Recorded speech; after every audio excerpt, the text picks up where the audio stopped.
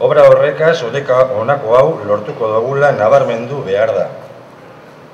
Bilboko hainbat auzo, Leseaga, Bentasarra, Santa Ana, Altamira, Basurto eta Olabeaga Zarata, eragozpen, kutsadura eta trafikotik libretea. Autoak Bilbora sartzeko eta Bilbotik urteteko bidea funtzionalagoa eta azkarragoa izatea.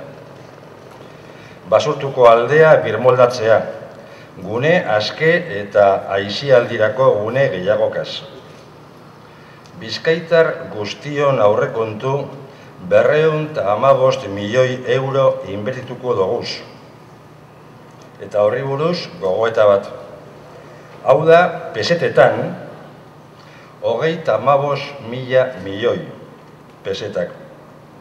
Beharrezkoa da datu hau burura ekartea. Adibidez, Guggenheinen egindako inbertsioa 23 milioi peseta izan zala. Hori bakarrik obrak konparatzeko. Sabinoranako biaduktoa botatzea gura da ben auzokidei hau esan gura deutxet. Lasaitasuna eta pazientzia.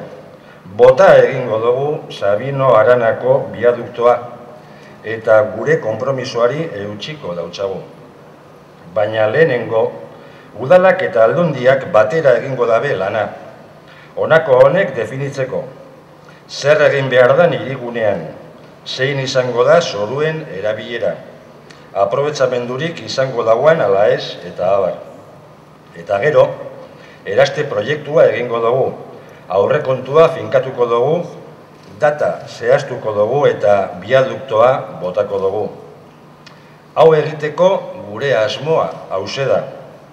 2013ko aurrekontuetan biaduktoa botateko partida sortuko dugu, baina baldintza bategaz, posiblea izateko. Vamos a mejorar la calidad de vida de muchos vecinos y vecinas de Bilbao, ya que vamos a liberar de ruido, tráfico, molestias, contaminación a varios barrios de Bilbao, como Leseaga, Bentasarra, Santa Ana, Altamira, Basurto y Olabeaga. Vamos a hacer que el acceso y la salida de vehículos a Bilbao y desde Bilbao sea más funcional y rápido. Esta obra forma parte de una amplísima y completa remodelación urbana de toda la zona de Basurto, toda la zona sur de Bilbao, para crear nuevas áreas de oportunidad, de esparcimiento y de mejora de la calidad de vida.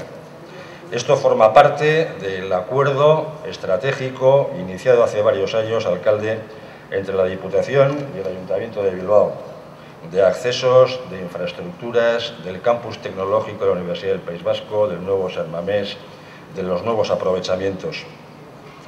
Estamos haciendo un gran esfuerzo económico en tiempos económicamente complicados y difíciles.